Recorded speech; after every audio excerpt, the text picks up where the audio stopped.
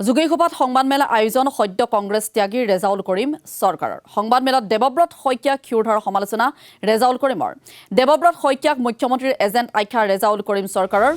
দেৱব্ৰত শইকীয়াক মাকে অনুৰোধ কৰাৰ বাবেহে দেৱব্ৰত শইকীয়া কংগ্ৰেছত আছে নহলে ইমান দিনে গেৰুৱা বখন পিন্ধিলেহেঁতেন বুলি বিস্ফোৰক অভিযোগ ৰেজাউল কৰিমৰ 2016 চনৰ পৰাই মুখ্যমন্ত্ৰী হিমন্ত বিশ্ব শৰ্মাৰ লগত ঘনিষ্ঠতা আছে বুলিও সমালোচনা সংখ্যালঘু সম্প্ৰদায়ৰ লোকে সামান্য কিবা এটা ক'লেই জেলত ভৰাই দিয়ে কিন্তু দেৱব্ৰত শইকীয়াৰ বিৰুদ্ধে বহু সংখ্যক গোচৰ থকা সত্ত্বেও CBI ইডিয়ে কিয় অভিযান নচলাই বুলি প্ৰশ্ন উত্থাপন ৰেজাউল কৰিমৰ আপুনি কাৰোবাৰ কথা শুনি মোক টাৰ্গেট কৰিছে দলৰ সভাত কিয় নকৰিলে বা আপোনাৰ যদি আপত্তি আছিল আপুনি যদি এইখিনি কথা জানেই তেনেহ'লে 11 তাৰিখে জইন কৰাৰ আগত আপুনিতো পত্ৰ লিখা পাকৈত কাৰণ ভাৰতবৰ্ষৰ ভিতৰত একমাত্ৰ আপুনি এজন পত্ৰ লিখা বিধায়ক হায়েষ্ট পত্ৰ আপুনি লিখিছে মই স্পষ্টকৈ কৈছোঁ যে ইয়াত মই সম্পূৰ্ণভাৱে দলৰ আভ্যন্তৰীণ কণ্ডল দলৰ ভিতৰত থকা ছদ্মবেশী আৰু এজেণ্ট কংগ্ৰেছীসকলে আচলতে ভাল মানুহক যুৱকসকলক অসমখনক ভাল পোৱা বিজেপিক প্ৰতিহত কৰিব পৰা কোনো মানুহক এই দলত আনিবলৈ তেওঁলোকে নিদিব এইটো ঠিকা তেওঁলোকে লৈছে নোৱাৰে মুখ্যমন্ত্ৰীৰ এজেণ্ট হ'ব হ'লে AICC অফিচত হোৱা কথা বাৰ্তাবিলাক কেনেকৈ লিক হয় ৰাজীৱ ভৱনত হোৱা কথা বাৰ্তাবিলাক কেনেকৈ লিক হয় প্ৰদেশ কংগ্ৰেছৰ হোৱাটছআপৰ কথা বাৰ্তাবিলাক মুখ্যমন্ত্ৰী কেনেকৈ যায় সেইবিলাক আপোনালোকে ধৰক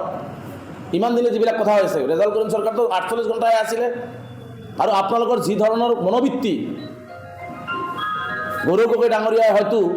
নিৰ্বাচনৰ আগতে আৰু বহুত দেখিব পাব তেওঁলোকক এনেকুৱা ধৰণৰ কথা যে কেনেকুৱা ধৰণে কথাবিলাক লিক হয় যোৱাকালিতো মুখ্যমন্ত্ৰী কৈছে যে এজেণ্ট সোমাই আছেই মই দেৱব্ৰত শইকীয়া ডাঙৰীয়াক এটা কথা ক'ব বিচাৰিছোঁ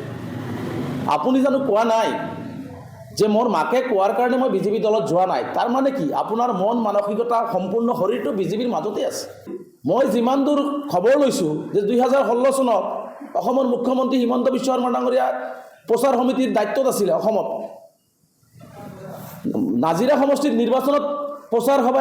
হিমন্ত বিশ্ব শৰ্মাই নিৰ্বাচনী সভা কৰা নাই বুলি মই খবৰ পাই আছোঁ 2016 চনৰ পৰা তাৰমানে 2016 চনৰ পৰাই তেওঁ মিটাৰেলি কৰি আছে সংখ্যালঘু বিধায়কসকলে সৰু সৰু কিবা কথা ক'লে জেলত ভৰাই 6 মাহ 8 মাহ 10 মাহকৈ থৈ দিয়ে অসমত কোনোবাই ভাল কথা ক'লেই কোনোবাই অসমখনৰ উন্নয়নৰ কথা ক'লেই জুবিন গাৰ্গৰ ন্যায়ৰ কথা ক'লেই তেওঁলোকক জেলত ভৰাই থৈ দিয়া হয় কিন্তু দেৱব্ৰত শইকীয়া ডাঙৰীয়াৰ বিৰুদ্ধে ইমান ডাঙৰ ডাঙৰ কেছ থকা বুলি আজিহে মই গম পালোঁ ইমান ডাঙৰ ডাঙৰ কেছ থকাৰ পিছত তেওঁৰ হাতত ইমান শক্তি আছে যে তেওঁৰ কেছবিলাকৰ ইনকুৱাৰীয়ে নহয় তেওঁৰ ঘৰত CBI নাযায় ইডি নাযায় কি কাৰণ নাযায় গতিকে ইয়াৰ উত্তৰ অসমবাসী ৰাইজক দেৱব্ৰত শইকীয়া ডাঙৰীয়া